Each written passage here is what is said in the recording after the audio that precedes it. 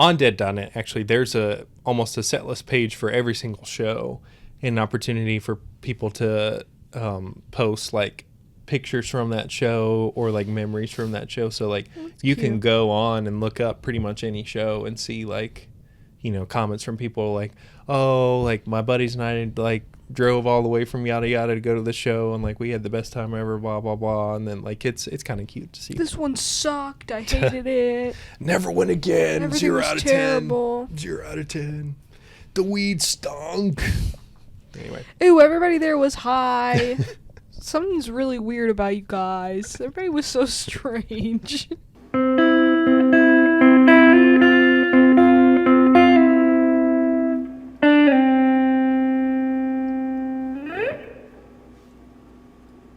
Hey, howdy, hey, good morning, good afternoon, good evening, and welcome to Mike's Monday Jams, the official podcast for music appreciators everywhere. Today we're going to be talking about the song One More Saturday Night by Mr. Bob Weir. Let's get it.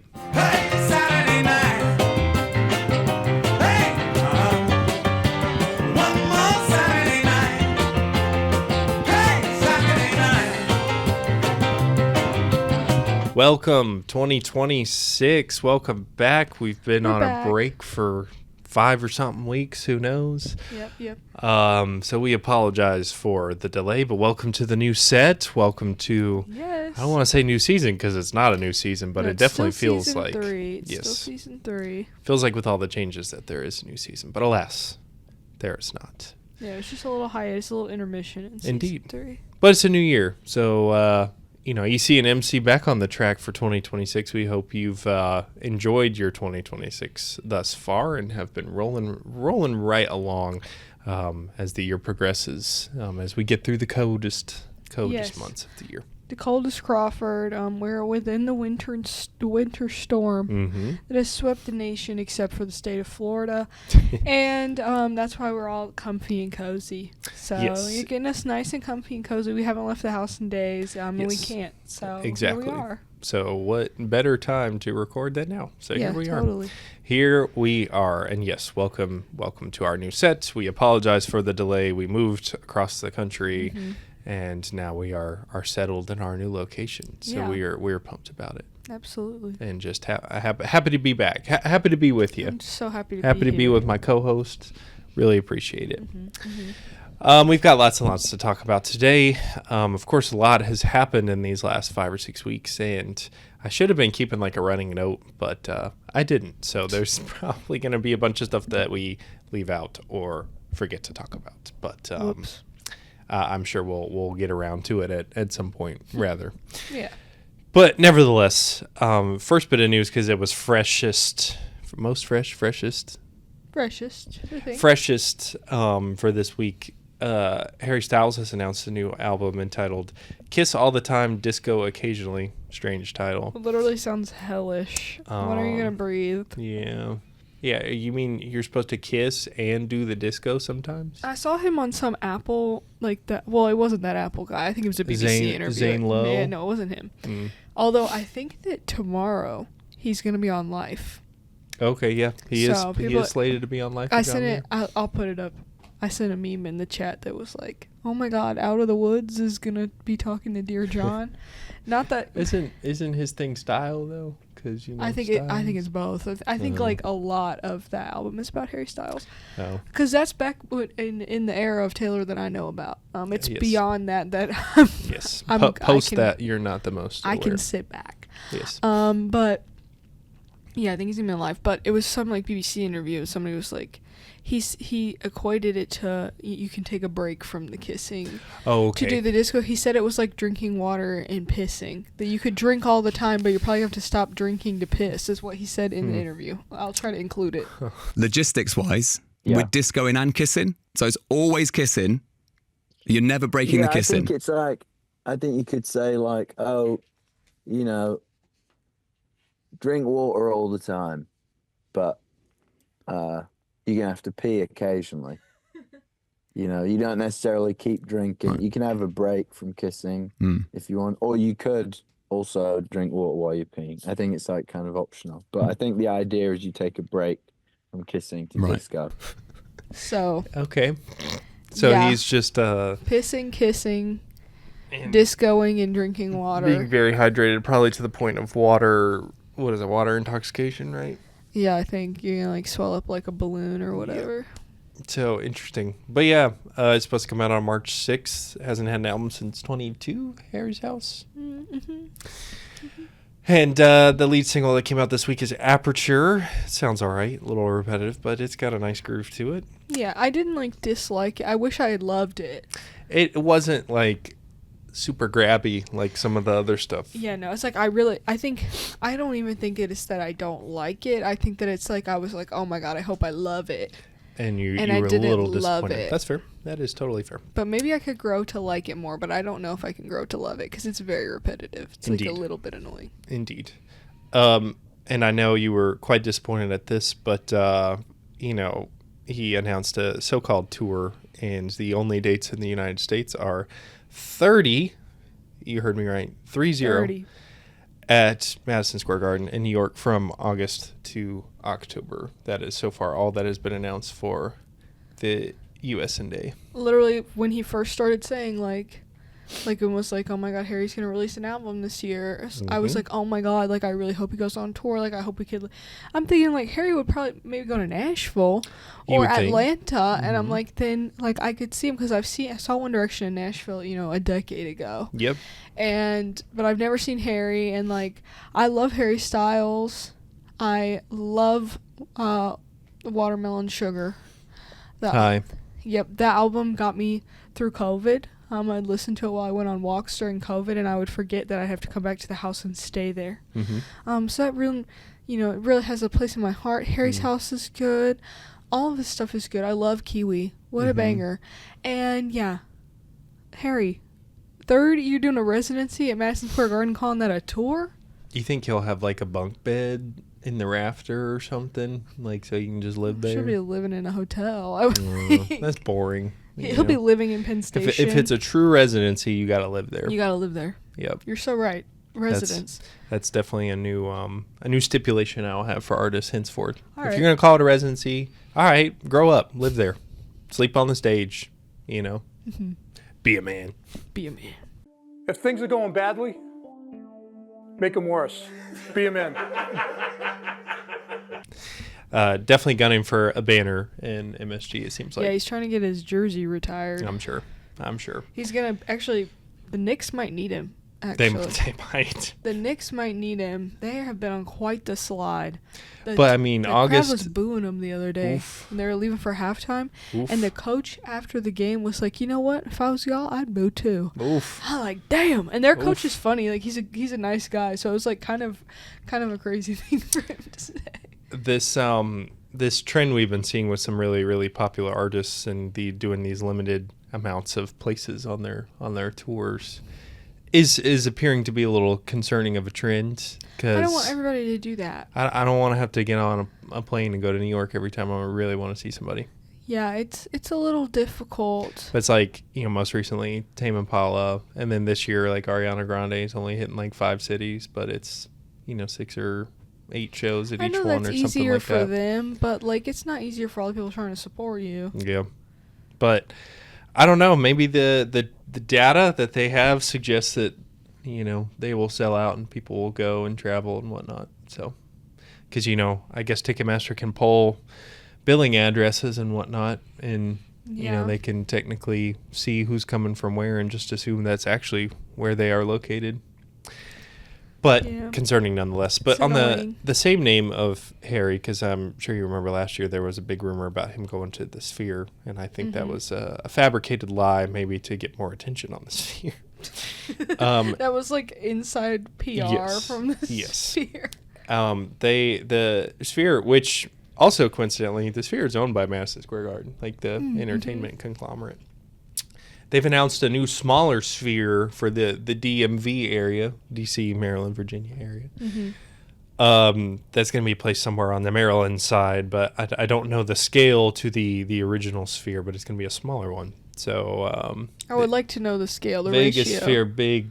Maryland Big Sphere, Sphere. small. Vegas Sphere, big. Maryland Maryland Sphere, small. But it's interesting to me. It's like the Sphere is like lost mass quantity of money. Yeah, so maybe at this scale it will do better. because like maybe this one will be so expensive. Yes. But people will actually go that it will then fund the Big Sphere. Yes, because Big Sphere, it's cool.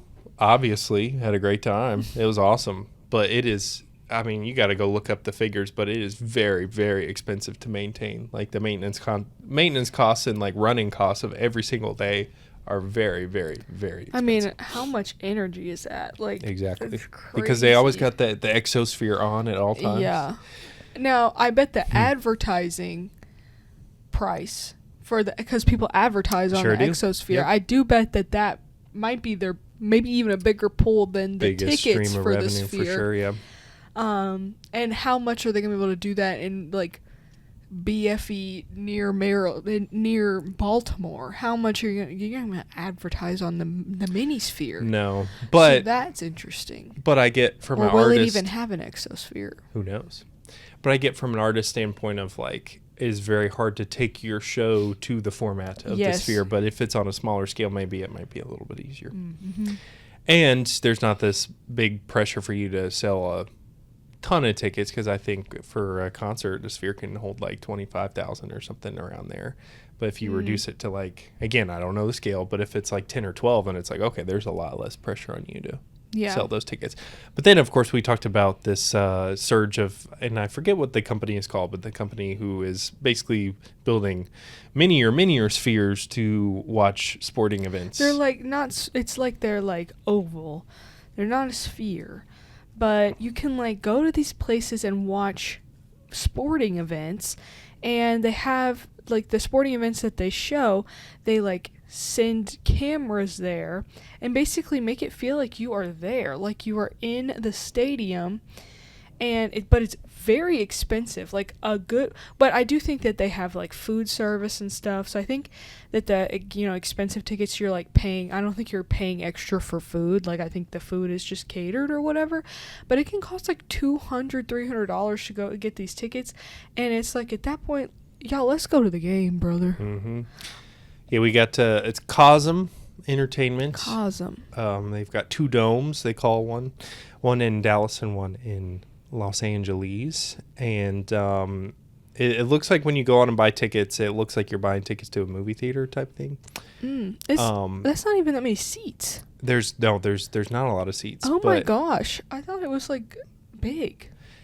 So they've got different ticket pricings, but yeah, if you want like a premium seat, with some stuff, it's going to cost you a pretty penny being able to have a good view of the screen. But it looks like they're showing movies, they're showing circus shows, lots of sporting events. So this format being smaller, it gives them a greater opportunity to show stuff versus the sphere. It's like, okay, it's so massive. Like you have to get an artist to commit to a residency, or somebody's going to have to spend a crap ton of money to edit a film for such a screen. Yeah, my jaw dropped because it seems like on days that they don't have sporting events, one of the things they're playing is Gene Wilder, Charlie and the Chocolate Factory, and it says dessert included. Ooh. So I wonder if you like eat along with the movie. That sounds so fun. That does sound fun.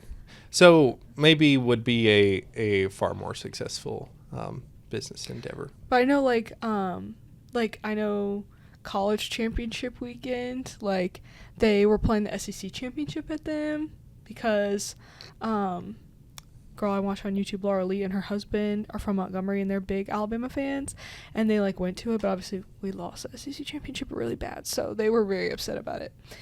But it looked fun. It looked like a good time, but I think that they said that their tickets were really expensive. For the Super Bowl pre-sale happening now, to sit in the dome starts at $385 a seat. Whew. I mean, that is cheaper than the Super Bowl. It is. What they paid for the SEC championship, I think they could have gotten in to the SEC championship. Food and drink available for purchase. If I'm already spending close to $400, bring me a damn burger. Yeah, bring me I would some think buffalo it would be wings. like when we went to the F1 thing. Yeah, it'd be like a little buffet you can get up and go get stuff. Mm-hmm. In the same vein of artists announcing a new release, Bruno Mars is back. He must have been gambling up some debt. Sure must have. It has been 10 years since his last full album release of 24 Karat Magic, coming out in 2016, which is crazy. No I mean, you were talking skips, about bangers after bangers. like peak of your powers. I mean, wow. That, I'm pretty sure Uptown Funk came out somewhere around then too. It's It was like before that. yes, somewhere around. I think it's like 2014. But like you're on top of the world. I mean, wow. And could you imagine telling high school us who were, avid listeners of 24 Karat Magic, that we wouldn't get another Bruno album for 10 years? No, for real. And I know, like, he did the Silk Sonic thing. He's done some other singles and whatnot, but solo Bruno has not been a thing in 10 years. It's crazy. That is crazy. Especially, like, 24 Karat Magic was so good. It's not like he had a flop. No. It's not like I got to hide now because my music sucked. It was like, no, It's probably his best work. Yeah, it was good. You don't like doo-wops and hooligans? I mean, that's really good, too. Was that his first? Maybe. I don't know. That's when he was starting out. I mean, it's got bangers, too. The album, the Unorthodox Jukebox. Yep. I mean, he doesn't have anything that's not good. No, he doesn't. So he's back. Lead single is Just Might, and the album is The Romantic, and it will release in April, so that's exciting. If he goes on a real tour. He is. They announced a crap ton of dates, and I think it's only like big stadium, NFL stadiums everywhere, but like it is. Stadiums? Bruno's going to play stadiums? I think so. Let me oh double my God, check. Look but it up. I do think that the tickets are probably super duper expensive. It's stadiums. Let's find out. Hold, please. He came to the FedEx Forum when I was a child, and I wanted to go, and my mom said it was too inappropriate, that I was too young, and she says that that's her biggest parenting regret, that she didn't take me to see Bruno Mars. Yep, Allegiant Stadium, State Farm Stadium in Glendale, Globe Life Field, so the ballpark in Dallas. What is Bobby Dodd Stadium in Atlanta? Bobby Dodd. Is that what they call the Georgia Dome now? Well, the Georgia Dome was destroyed. Oh, it's destroyed. Is this where Georgia Tech plays football? Bobby What? Dodd Stadium. At Hyundai Field. I think that is exactly where Georgia Tech plays football. Interesting. Crazy. Okay. I assume that what's it called? Mercedes was probably taken. Okay, Nashville Nissan Stadium, Wednesday, May 6th. Okay, resale 165. Okay. I would have thought that had been a lot worse. Yeah, so maybe we'll see. We can think about it. We'll see. But yeah, Bruno's back, so that's pretty exciting. Other news, the Grammys are this weekend. Not that we particularly care, but I'm sure there will be something to talk about that next week. We did finish the Beatles Anthology documentary, the remastered cut that just got released on Disney Plus. Everything looks so good. It looks so good. Literally, the at Shea Stadium looks like they recorded it last week. It's crazy. Like 4K, everything. Like it just. I don't know how they do that. Nah, it was crystal clear. And I gotta say, even if that they used AI to like touch things up or whatever, like I think that's a great use of it because it looks great. But I'm sure they didn't. I don't know. I don't think that's how they remaster stuff. I think that's a different process for that. But like that would be something I would be okay with somebody using AI for. Acceptable use. You're just like making something look better. Yes, but it has of course launched a new phase of obsession for the Fab Four for us. So if you if we end up talking about the Fab Four at a near future episode, that is probably why. Because we've launched into listening to full albums again and just enjoying it, revisiting all of those years of content. Definitely. So it's good stuff. But perhaps the saddest piece of news in the time that we were away was that our dear friend Bob Weir did pass on January 10th. It was funny. We were upstairs at your parents' house doing something, and your dad came running upstairs. He was like, "Mike, did you see the news?" And I was like, "What?" Like, I'm thinking maybe something funny or. I thought John Roy traded John Morant. Yeah, something like that. But he was like, Bob Weir died, and I was like, damn. And like I had to take a moment. I had to look to the west, and reflect. So definitely a sad piece of news. He had some cancer last year that he beat, but succumbed to some complications as a result of it. And while he is not the last remaining Grateful Dead member, this one hits a little harder because his impact was far greater of those who remained after Jerry Garcia, as he was largely responsible for carrying on the songbook in various capacities that a lot of people bought into and a lot of people were very happy with. So Bobby will be missed. This episode we will be talking about him. I know in the past we've talked about the Dead, but we're going to zero in on Bobby today. And if you didn't know, he did meet Jerry Garcia at the age of 16 and essentially was, playing instruments in live capacities with Jerry since then up until, Jerry died. But then even post that, Bob was playing in live capacities until he died at 78. Wow. It's a long 60 long years. time. Yes. And so he must have really loved it. You got to appreciate the dedication to the hustle, dedication to the game. He's even known to be kind of funny. There's this one tweet that's like, oh, prove how, I have to go back and find it, the specific wording, but it's like, oh, prove how much of a deadhead you are or whatever. And he replied, top comment was like, I've never missed a show or whatever. It's like, that is funny. But anyway, so yes, he met Garcia at the age of 16, but he loved playing music so much that even during his time with the Grateful Dead from the 60s until the mid-90s, even in between tours and just occasionally would create other outfits with other guys to play music. So Kingfish, Bobby and the Midnights come to mind among others. So talk about somebody who really, really enjoyed playing. Absolutely, just a dude who's into the game. You know? You know how they say, you love something, like it's good that life's a balance, good to have, a little bit of everything, try to balance things out. Mm-hmm. Your work-life balance outside of work, whatever. Mm-hmm.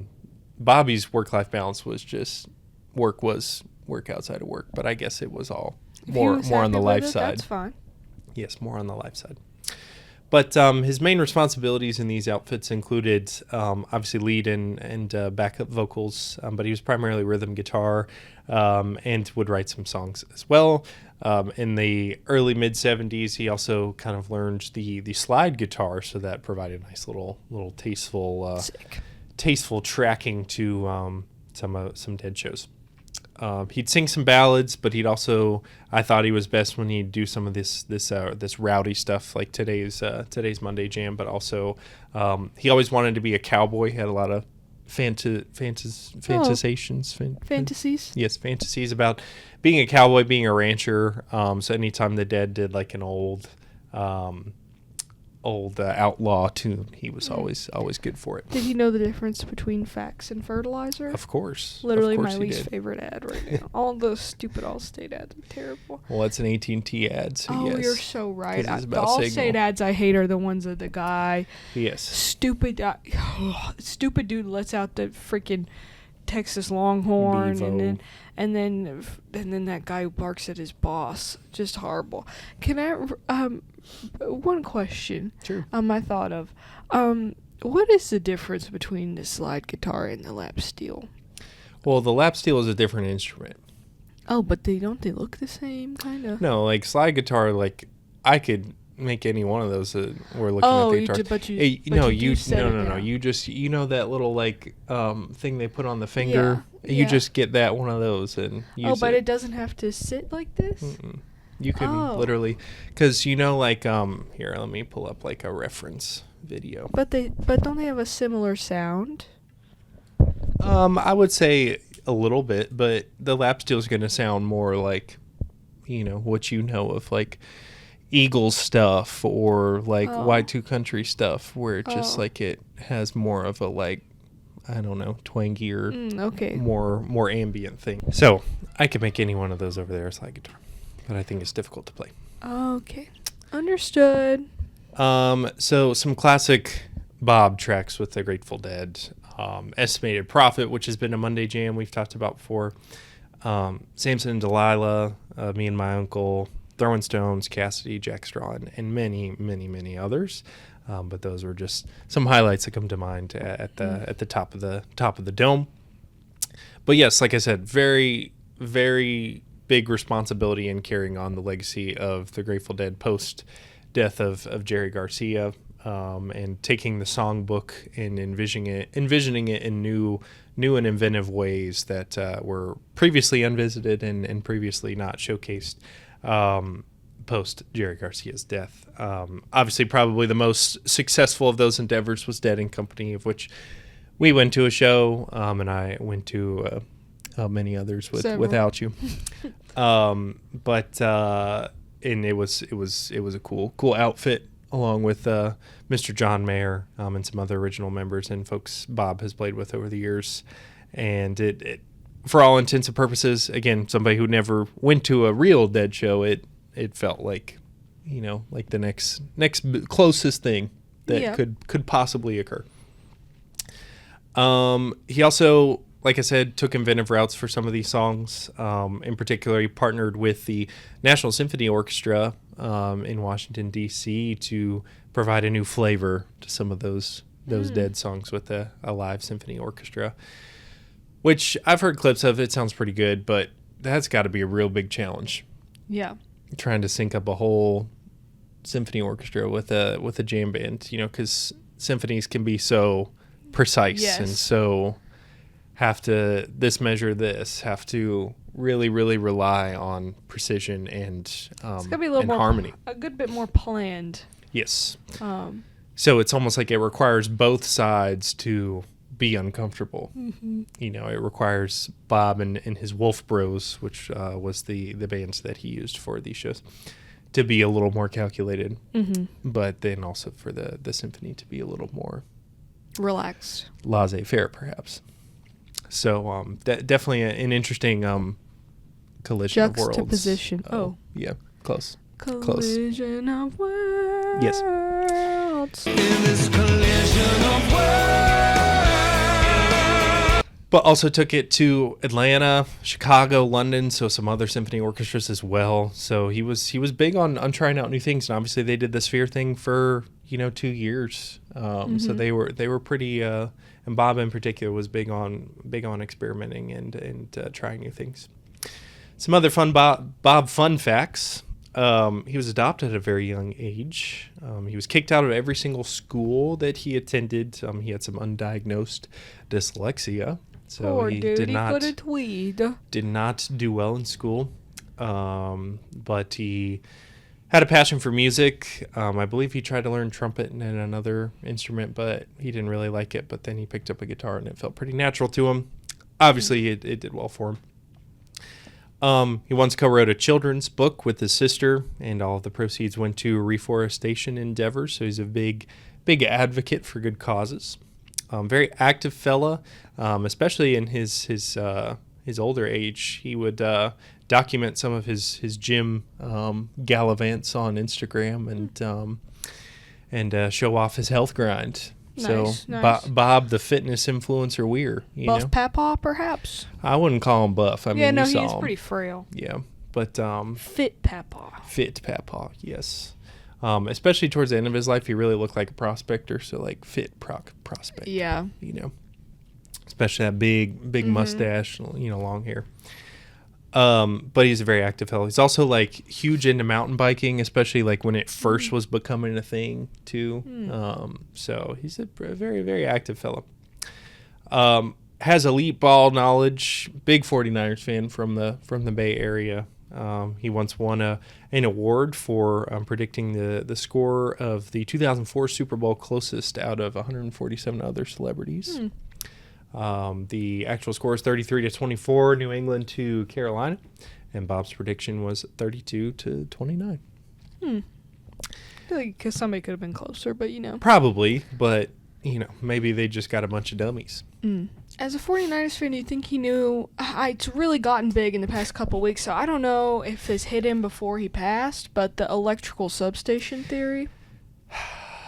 And now, as of today, it's sweeping to other sports and other teams, including the Memphis Grizzlies. I really don't understand what an electrical substation is. We need to invite an expert. Yeah, no, that guy who has come up with this theory, I need to talk to him about it. It's like we need that guy. What did we also need to interview a bootleg mercher. Yeah. A couple others I'm sure we've mentioned over the years. But yeah, people are saying there's an electrical substation, whatever that means, near the 49ers stadium, and ever since they moved to that stadium, like in 2014, like injuries at that stadium are like 40% higher than the rest of the league, which is very weird. Mm-hmm. And so recently some guy went super viral, like saying that he thinks it's because of the electrical substation, and now people are saying that there's one near the FedEx Forum, and that's why the Grizzlies get so hurt. Some about he thinks that the frequencies or something can screw with your ligaments, Make and them looser or something. Yeah. More susceptible to tears or something. Yeah.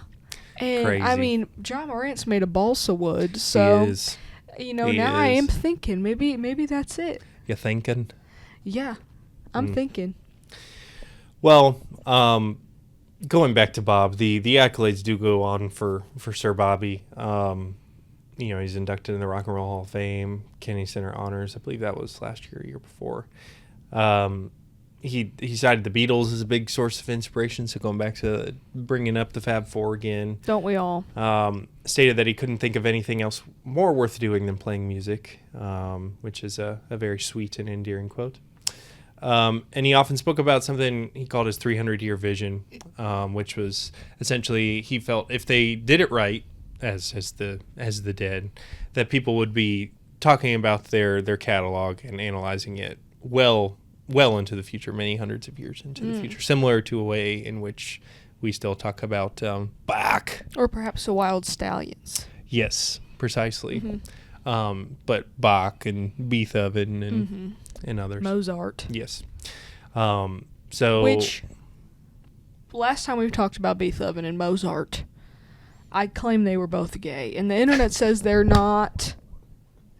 I put that in the I just want to retract my statement. I don't think they were gay. The internet says they weren't.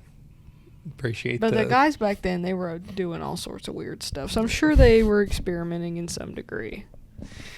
Appreciate the update.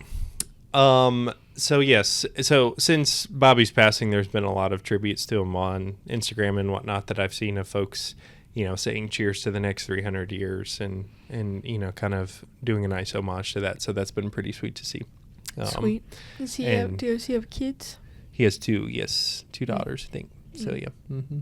So he is survived by them and many, many others who he has influenced and touched over his very, very, very long career. So cheers to Bobby. Let's talk about this album. It's Bob's first solo album, but don't be confused because it's really a Dead album. Bob receives the main writing credit for all of the songs, but his backing band on the album is essentially the Grateful Dead. So don't be confused. And almost, I think it's all but one of these songs was a regular staple at Dead shows. So it is essentially a Dead album. And you may ask why. Why? Why is there a solo album from Bob Weir? Why is there? Well, this is a good question. I think this is a ploy from the record company to essentially motivate the Dead to get back in the studio. And to make more studio albums, because the record company is going to be able to capitalize the most on that arena of their career. The arena of their career. Because the Dead notoriously didn't love being in the studio. The live atmosphere was more their thing. And they thought they sounded better and they had more freedom to do what they wanted in a live capacity. So they were never big fans of the studio, especially early on. But I think this was a ploy from the record company to say, like, hey, don't you like working in the studio? You can do your own album if you want. So, and this year there was also a release from Jerry Garcia and Mickey Hart, which also just featured Dead members on it. So... what the specific reasoning is, not entirely sure, but my guess is that it's just a ploy from the record company to convince them that they enjoy being in the studio. Yeah. But the other band member said that Bobby's songwriting abilities increased tenfold after the release of Ace, which came out in 1972. That's another thing. They weren't fighting or anything. They weren't like at ends with each other. Like they were still, pretty locked into being a band. So this was, you don't see this pretty often. Solo work in the middle of a band being very harmonious. Similar to like Kevin Jonas right now. Oh yeah, totally. The Jonas Brothers take a lot of influence from the Dead. Yes, indeed. Indeed. That was something that happened while we were away. The Jonas Brothers Christmas movie. Oh yes, it was. It's a good flick. Yo, we loved it. Good I watched flick. it twice. I occasionally get the Joe song in my head. Don't miss the best night of your life. Don't miss the best night of your life before we fly home for Christmas time. It is. Before we go home. It was really. It's probably the most like self-aware. It's funny. And it's only like an hour and 20 minutes, so it's not a commitment. I and really it's not liked like it. over the top Christmas. Like it is obviously a central piece of the plot, but like yeah, but like next Christmas, I think I'm gonna want to watch it. Oh yeah, like, I think it's a part of the repertoire now. Yeah, no, it was fun, and the best part in my eyes was the Home Alone musical, fake Home Alone musical song. Very funny. So, very good. A Very Jonas Christmas is absolutely MMJ approved, and it has like a 80-something% on Rotten Tomatoes. So it's not just because I love the Jonas Brothers. Everyone I saw was like, "Damn, that was kind of good." I kind of liked it. People love it, bro. People love it. So that's a bit of Ace. Again, a lot of these songs that were regular fixtures at Dead shows. So just treat it like it's a Dead album anyway.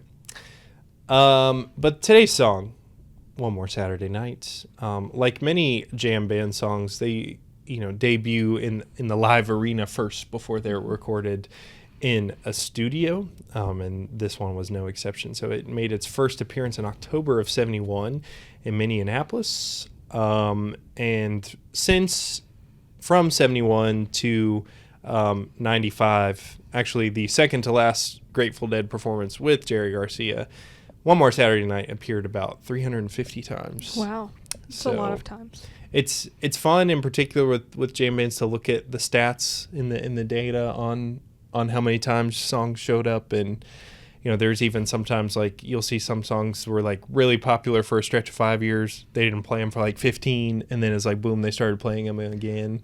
Where is that data recorded?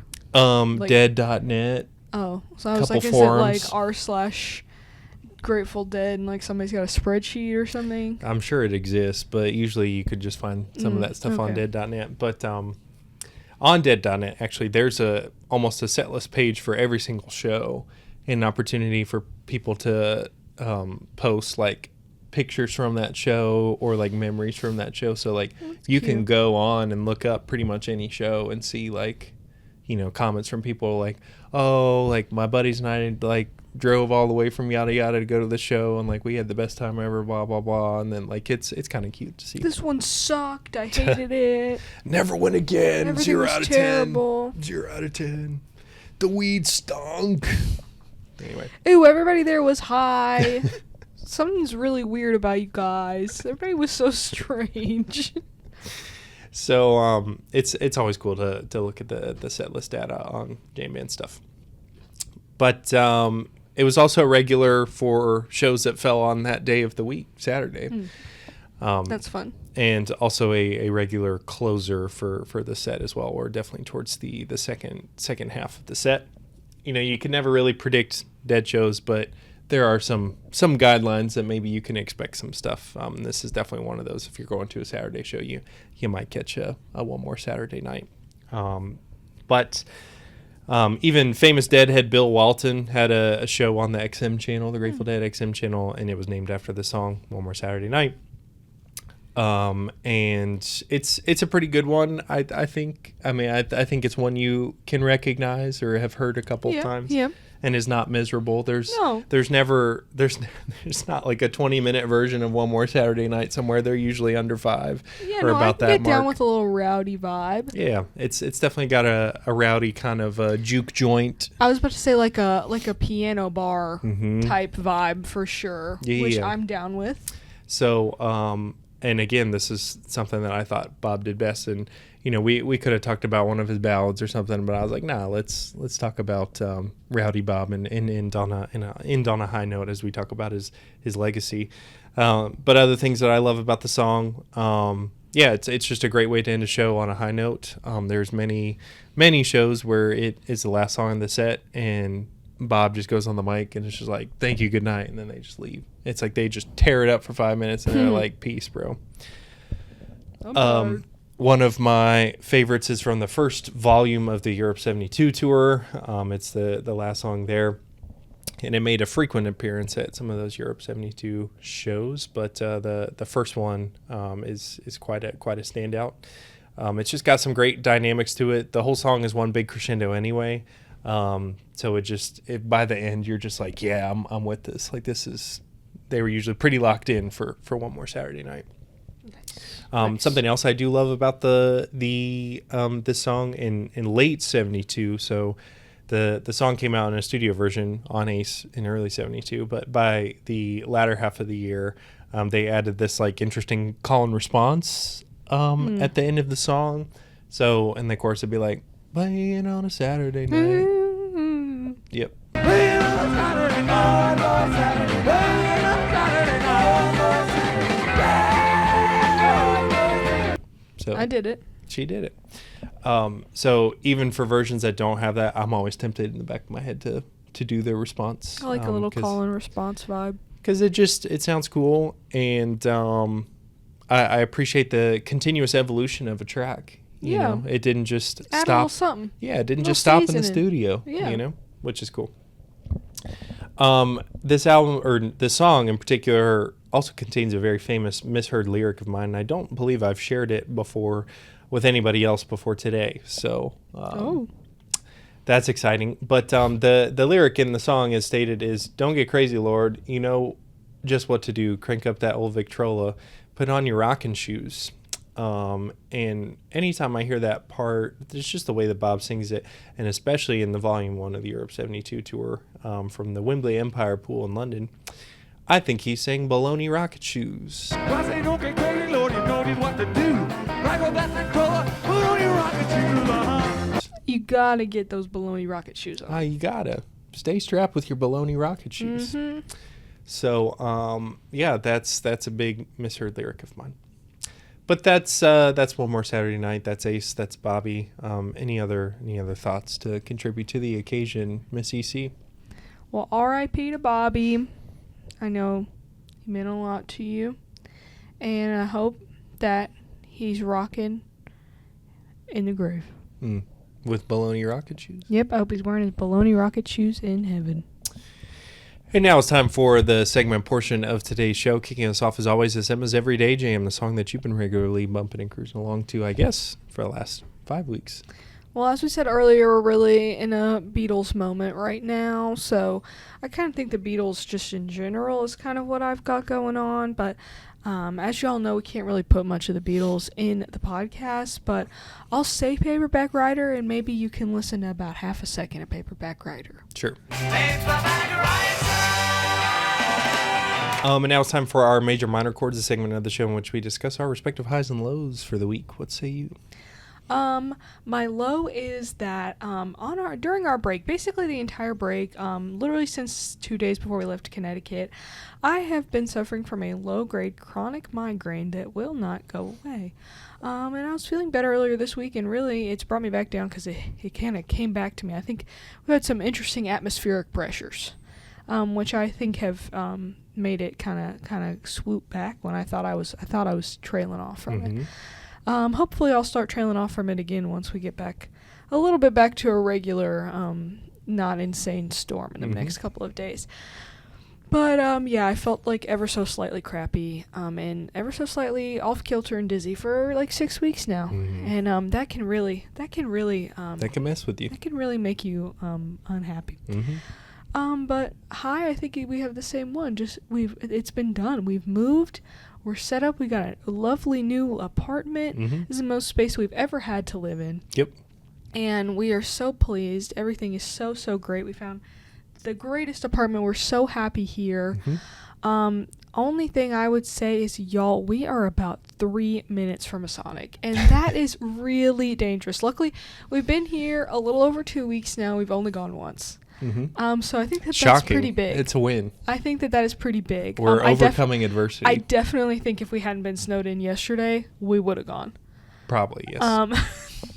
If it wasn't hazardous, yeah. Yeah, we literally cannot leave the house. We would have succumbed to the Yeah, we probably would have gone yesterday, but the snow kept us in and away from the Sonic. But that is a little dangerous. It is, quite. But lovely location. Yes. Just you got to practice some restraint. We're around a lot of things we love. Yes. I'll echo all that, but I've fortunately not been ill like you. But it does suck to be stuck inside, but we've made the most. It's kind of nice. We're trying to, enjoying the chill. Yeah. And it's pretty outside, at least. Yes, pretty to look at from the window. Yeah, and here, when this happens, once it warms up, it's gonna melt and go away. Yep. Unlike in Connecticut, the first time it snows, it stays and it stays and it gets dirty and gross, and they pile it up and they don't want to do anything with it because they're lazy. Yep. And now it's time for our honorable mentions, the songs that almost made the cut or follow a similar rhyme or reason. Today's episode, kicking us off, is another Bobby classic at Dead Shows, Feel Like a Stranger. Check it out. Feel like a stranger. Feel like a stranger.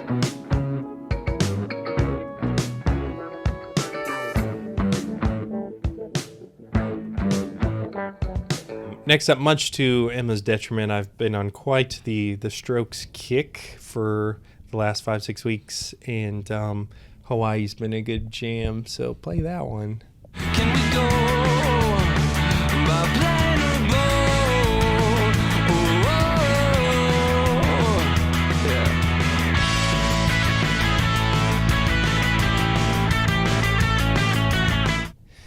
And I also thought about adding a Beatles song, but also thought we'd run into some trouble with it. So let's try a solo George song. Let's try What Is Life and enjoy it.